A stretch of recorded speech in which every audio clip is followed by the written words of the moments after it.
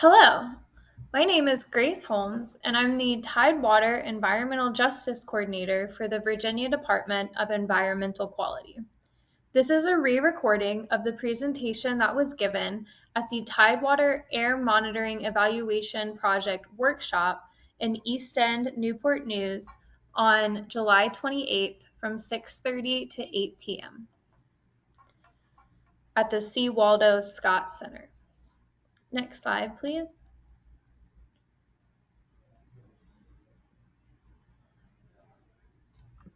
To briefly review the workshop agenda, we began with this presentation, which was an overview of project background and goals for the Tidewater Air Monitoring Evaluation, or TAME project.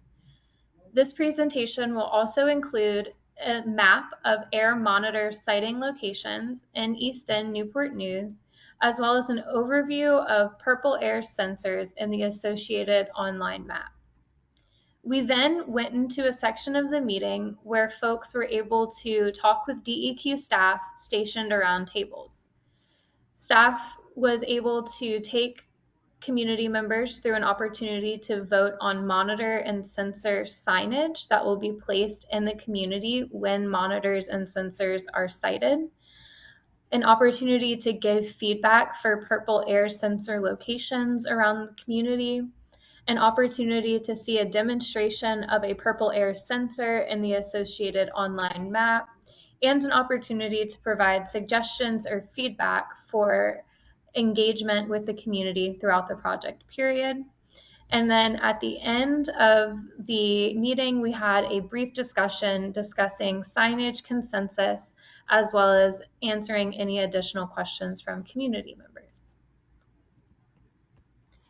The Tidewater Air Monitoring Evaluation Project, or TAME, is an EPA grant-funded study that is being done to investigate air quality in the east end of Newport News and in Lambert's Point in Norfolk. These study areas were chosen because they are environmental justice communities. According to the Environmental Justice Act of 2020, environmental justice communities in Virginia are identified by the number of people of color that make up that community, as well as income levels. The Environmental Justice Act states that environmental justice communities need to be meaningfully involved in projects like TAME. And so this project has had community involvement from the beginning to that end. We want the community to be involved through every part of the project so that there's full transparency and so that the community's lived experience can drive the project direction. To give a little background for the project, TAME will investigate the composition of particulate pollution in the area based on community concerns about proximity to coal dust as well as the local highways. Again, the study communities are the East End community of Newport News and the Lambert's Point community of Norfolk. Initial meetings were held in both communities in early April 2022 to gain lived experience input about where air monitors and purple air sensors should be placed in the community based on community experience and knowledge. I'm going to pass it to our Air Quality Monitoring Manager, Chuck Turner. Thank you, Grace. So let's go over now the goals of the project. What are we intending to accomplish with this effort in both communities? Basically, we want to spend some time with the public determining where we can place air monitors and sensors within the communities. It says 8 sensors and 4 air monitors. It looks like within the East End community, we may have up to 5 air quality monitors and still with 8 sensors. The air monitors themselves will be analyzing for PM10 and eventually will be analyzed in our state laboratory for toxic metals. These metals are arsenic, beryllium, cadmium, chromium, lead, manganese, and nickel. So we're going through the process tonight of looking for sighting locations, discuss what we've done with the monitoring, and then let the public give us input for the locations of the sensors. We do want to make sure that we learn more about what your experience is in this community relative to air quality and how it has impacted you. And as we go through this study, develop data, start getting information from the lab, we want to make sure we reach out and share what we've discovered and hopefully get input and feedback from the community members about what we've found. Ultimately, the Department of Health will be performing a risk assessment from the data developed during this project. So it is very important that we do get public input and oversight of the data that we gather from this project. Next slide, please. This is the information that we got from our first meeting in April in terms of proposed locations for monitors. As you can see, it's heavily concentrated in the south and western portion of the community. We are looking to site the monitors in such a way that we get a good representative area from the data that we gather with each one of the monitors. We did review these, and in some cases, where the balloons on this map, for example, are very close together, we sort of combined them to find a location within that area. But we did wind up going out in other parts of the community to look for additional sites that may not have been proposed in our original April meeting, but we feel like need to be looked at in terms of being able to site the monitors in a way that gets good representative data from the entire community. Next slide, please. This is where we are in terms of what we selected for monitor siting right now. As you can see, the addresses are provided in the left-hand column, and then the representative area is 4 kilometers, and the circles on the map represent a diameter of 4 kilometers for each one of the monitors. So as you can see, we have a pretty good dispersion of those monitors throughout the community. And if you look at what is represented by those circles, you can see that we've got really good coverage of the entire community so that when we do gather data, we can be confident of the representativeness of the information that we gather. So one of the things that we want to make sure of is tonight is that everybody gets the opportunity to take a look at these addresses, understand where they are, and then provide us feedback in terms of how you feel that particular site or these combination of sites are representative of the ambient air in your community. Next slide, please. Let's talk a little bit about the sensors now. We have chosen to use purple air sensors, which are in, in common use right now in a lot of areas across the country. The purple air sensors work by using what's called a laser counter, and it is a particle counting technology that then takes that information, knowing the volume of air, and is able to calculate the concentration from that information. The sensor does provide information for PM10, which is primarily what we're measuring for, but also PM2.5, and we'll be doing some PM2.5 monitoring as part of this project as well. In addition, it does PM1, which we are not measuring for this project, but is an interesting component of the particulate scans that we'll get from this project. Now, I do want to be clear, sensors are not monitors in the sense that our monitors are EPA approved and have been tested to show that the quality of the data generated by the monitors can be used for making large-scale air quality decisions and determinations. The sensors themselves have not been through any such review process. They do give vital information, and they have the advantage over the monitors of being able to give you near real-time information. Generally, we do 10-minute data, but it can gather data up to every minute. Again, you trade off that availability in near real time for data that may not necessarily meet what would be called a federal reference method standard for the data. Next slide, please.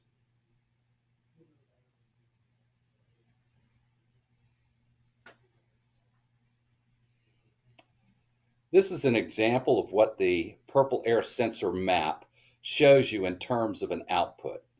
On the left-hand side, if you see, there is a graph that goes back up to 7 days and can tell you how the quality of the air measured as a particulate, in this case PM 2.5 concentration, has varied over that time frame up to the current 10-minute average. Then you'll see a table, and it's shown in the middle with the large number 13 on it with the green background. That gives you that information that's on the graph in a tabular form.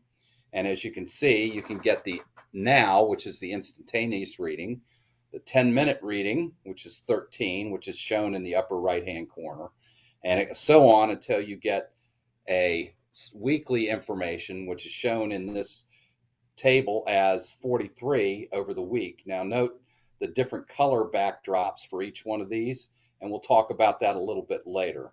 And then the right hand side, this is what the map looks like when you go to the Purple Air website. Notice that there are multiple sensors here, and they're presented in with numbers which represent the air quality index reading, and we'll get into that a little bit later. But also it has a background similar to what we saw in the table. It can be green, yellow, orange, red, and in most extreme cases, purple. Next slide, please.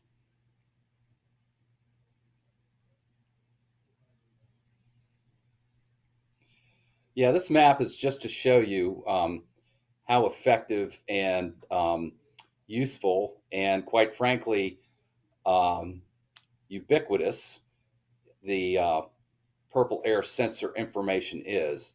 This was obviously a bad fire day on the West Coast. You can see a lot of red dots, a lot of purple dots, and those represent very, very high concentrations of particulates on this particular day. And so you can generally say that this is definitely these purple air monitors are definitely impacted by the fires that were going on on the West Coast. But as you move towards the East Coast, you'll note a larger preponderance of green and yellow, which represents less less and less impact from the fires. Clearly, they're on the West Coast and not the East Coast. But generally, you can see, even on the East Coast, the large concentration and expanse of the purple air sensors.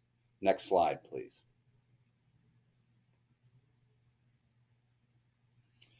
Yeah, let's get into a little bit now about AQI and what the information that you can glean from the Purple Air map on their Purple Air web page. So generally, the default is that data will be presented in what's called the AQI, or Air Quality Index. If you look to the left-hand side, you'll see a table that explains what the AQI is. Basically, they've presented the data. They will be presenting the data in colors. Green would be a good air day, yellow moderate, orange would be unhealthy for sensitive people, and code red would be unhealthy generally through the population.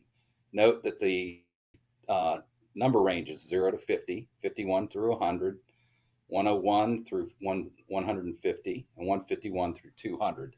The AQI is intended to be a more simple way of presenting the concentration information in a range that is meaningful to people. So 0 to 50 would be green, and if you look in the middle of the slide, you can see a sensor. It says Salem City Office, one of the sensors pulled up for purposes of demonstration here, and it has the date, but also note 25, which is in the middle of the 0 to 50 range. So it's got a green background. But if you look down on the table, now it's 25. The 10-minute average is 21. But if you look at the 8-hour, it's 50. So that's yellow. And then you can see there is an 85, which gets you in the a 95, excuse me, which gets you into the yellow range. And so that number, 95, fits in the range for yellow, 51 to 100.